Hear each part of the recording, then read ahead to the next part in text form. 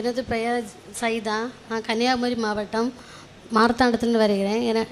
எனக்கு ஏசப்பாயும் அம்மா மாதாவும் என் குடும்பத்துக்கு நிறைய அற்புதங்களும் அதிசயங்களும் செய்திருக்கு. அதுக்கு நன்றி செலுத்துகிறேன். எனக்கு பிள்ளை பிறந்து 6வது மாதத்துலேருந்து இப்போ வீசிங் நோயினால் ரொம்ப கஷ்டப்பட்டு எந்த மருத்துவம் பார்த்து சரியாகலை. திரும்ப ஒரு நாள் நான் வீட்டு பக்கத்தில் ஒரு அக்கா வந்து எங்கள் கிருபாசனத்துக்கு போனால் உன் பிள்ளைக்கு நல்ல உடல் நலம் கிடைக்கும் அப்படின்னு சொல்லி 19/1/2023 அன்று நான் இங்கே வந்து உடன்படிக்கை செய்தேன். உடன்படிக்கை எடுத்த அன்றைக்கு என் பிள்ளை ஸ்கூலில் இருந்து மயங்கி விழுந்து அந்த நாள்லேருந்து என் பிள்ளைக்கு அந்த இழுப்பு வீசிங்லேருந்து அம்மா மாதா ஏசப்பும் அற்புதம் தந்தாங்க. அதுக்கு அடுத்து அவனுக்கு 10ஆம் வகுப்பு படித்து வந்துட்டு இருந்தேன். அந்த நேரத்தில் என்றைக்குமே அவனுக்கு ஸ்கூலுக்கு போனாலும் ஃபோன் பண்ணி கூப்பிடுவாங்க, கூட்டிகிட்டு போங்க. எக்ஸாம் எழுதும் போதெல்லாம் நான் வீட்டில் ஆட்டோ பிடிச்சி பிள்ளைய வீட்டில் கூட்டிகிட்டு வந்து ஹாஸ்பிட்டல் போய் மருந்து வாங்கிட்டு திரும்பவும் ஸ்கூலில் கொண்டு விட்டு எக்ஸாம் எழுதிட்டு கூட்டிகிட்டு அந்த மாதிரி கஷ்டப்பட்டுட்டு இருந்தேன். இங்கே வந்து உடன்படிக்கை செய்த அந்த நேரத்தில் எல்லா நோயிலும் அவனை விடுதலை கிடச்சி 10ஆம் வகுப்பு 500க்கு 475 அம்மா மாதாவிட்ட நான் கேட்டிருந்தேன். 468 மதிப்பெண் எடுத்து வெற்றி பெற செய்து அற்புதம் அதிசயம் செய்தாங்க. என் பிள்ளையை நான் கூட்டிகிட்டு வந்து நான் சாட்சி சொல்லுவேன் சொன்னேன். என் பேர் ஆஷிக். நான் இப்போ 12ஆம் வகுப்பு படிச்சுட்டு இருக்கேன். அம்மா சொன்ன மாதிரி பிறந்த 6 மாதத்துலேருந்து எனக்கு இழுப்பு, ஆனால் கஷ்டமாக இருக்கும். அப்போதுலேருந்தே அம்மா அப்பாவும் நிறைய சர்ச்சு ஹாஸ்பிட்டல்ஸ் எல்லாம் கூட்டிகிட்டு போவாங்க, ஏதாச்சும் பண்ணியாச்சும் சரியாகும் அப்படின்னு. ஆனால் எதுவுமே ஆகலை.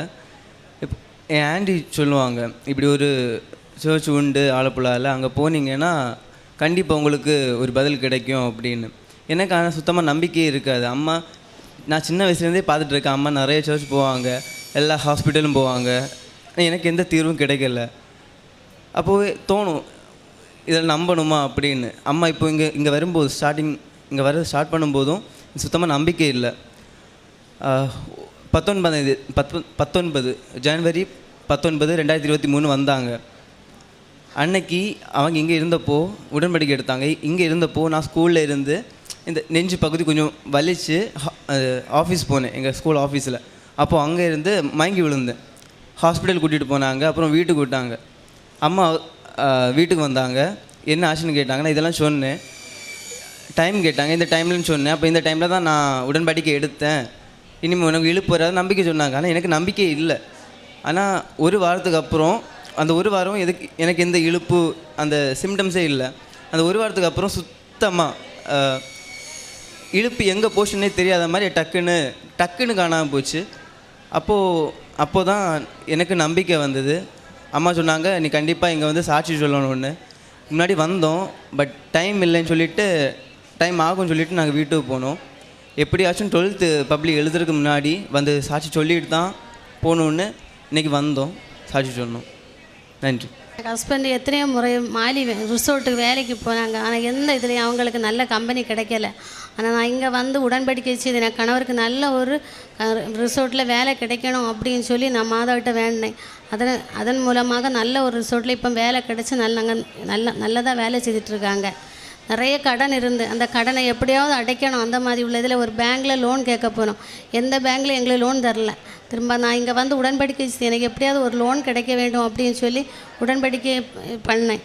அதுலேருந்து தரமாட்டேன் அப்படின்னு சொன்னால் அதே பேங்க்லேருந்து எங்களுக்கு லோன் கிடச்சி இப்போ எல்லா கடன் தீர்ந்து ஒரே கடனாக லோனை நாங்கள் கட்டி அடைச்சிட்ருக்கேன்.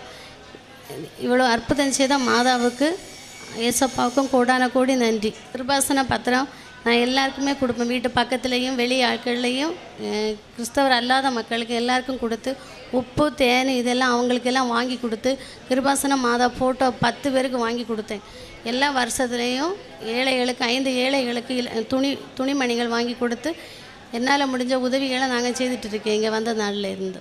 ലൂക്കായുടെ വിശുദ്ധസുവിശേഷം 1-ാം അധ്യായം 49-ാം തിരുവചനം അരുളി ചെയ്യുന്നു, ശക്തനായവൻ എനിക്ക് വലിയ കാര്യങ്ങൾ ചെയ്തിരിക്കുന്നു, അവിടുത്തെ നാമം പരിശുദ്ധമാണ്.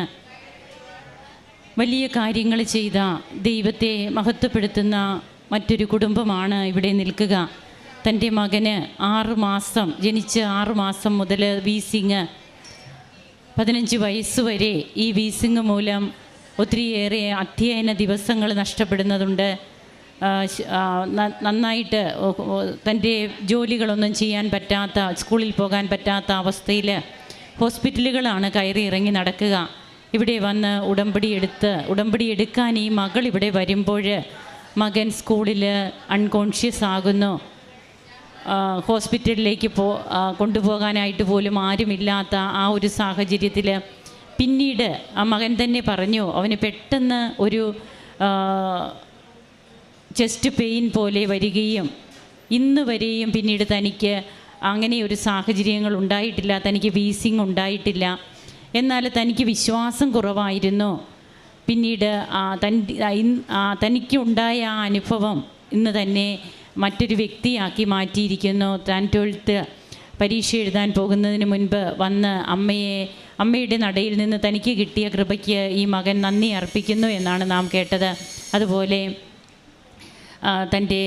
തങ്ങൾക്ക് ലോൺ കിട്ടാനുണ്ടായ സാഹചര്യവും അതിനൊന്നും അതുവരെയും സ്കോർ ഇല്ല എന്ന് പറഞ്ഞിരുന്ന അതേ ബാങ്കിൽ നിന്ന് തന്നെ വീണ്ടും തങ്ങൾക്ക് അതേ സെക്യൂരിറ്റിയിൽ തന്നെ തങ്ങൾക്ക് ലോൺ കിട്ടാനിടയാകുന്നു. ഉടമ്പടി കാശ് രൂപം അതും കൊണ്ടാണ് പോവുക. അവിടെ പോയി ബാങ്കിൽ സംസാരിച്ച് കഴിയുമ്പോൾ ലോൺ ലഭിക്കാനിടയായ സാഹചര്യങ്ങൾ, കടബാധ്യതകൾ അങ്ങനെ തീർന്നു. പിന്നീട് തൻ്റെ ഹസ്ബൻഡിന് ഒരു ജോലിയൊന്നും ഒരു നല്ല ജോലിയൊന്നുമില്ലായിരുന്നു. വരുമാന മാർഗം വർദ്ധിക്കുന്നു. അങ്ങനെ തങ്ങൾ കാരുണ്യ പ്രവർത്തനങ്ങൾ, പ്രേക്ഷിത പ്രവർത്തനം, കൃപാസന പത്രമൊക്കെ എങ്ങനെയൊക്കെയാണ് കൊടുത്ത് മറ്റുള്ളവരെ കൂടുതൽ ഇങ്ങോട്ട് ആകർഷിക്കുന്ന അമ്മയുടെ അടുത്തേക്ക് കൊണ്ടുവരുവാനായിട്ട് ഈ കുടുംബം എടുത്ത ഓരോ സന്ദർഭങ്ങൾ. അതുപോലെ തൻ്റെ മകൻ പഠിത്തത്തിന് അധ്യയന ദിവസങ്ങളൊക്കെ കുറഞ്ഞ് തനിക്ക് സ്കൂളിൽ പോകാൻ പറ്റാത്ത അവസ്ഥയിൽ മകൻ ഇവിടെ വന്ന് ഉടമ്പടി നേർച്ച വസ്തുക്കൾ ഉപയോഗിക്കുമ്പോൾ 500-ൽ എത്ര മാർക്കാണ് ആ മകന് കിട്ടുക എന്നൊക്കെ ഇവിടെ പറയുകയുണ്ടായി. 468 മാർക്ക് പരിശുദ്ധ അമ്മയുടെ കൃപയാൽ മാത്രം തൻ്റെ മകന് ലഭിച്ചു എന്നൊക്കെ ഈ മകൾ ഇവിടെ പ്രസ്താവിക്കുകയാണ്.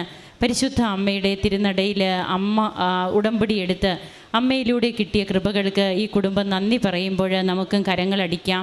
ശക്തനായവൻ ചെയ്ത വലിയ കൃപകൾക്ക് കരങ്ങളടിച്ച് ഈശോയ്ക്കും അമ്മയ്ക്കും നന്ദി പറയാം. അത്യപൂർവ ദൈവാനുഭവങ്ങൾ ഇനി നിങ്ങൾക്കും സ്വന്തം.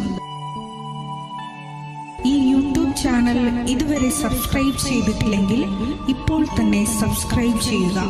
ഈ വീഡിയോ ഇപ്പോൾ തന്നെ നിങ്ങളുടെ സുഹൃത്തുക്കൾക്ക് ഷെയർ ചെയ്തുകൊണ്ട് കർത്താവിൻ്റെ പ്രേക്ഷിതരാകുക.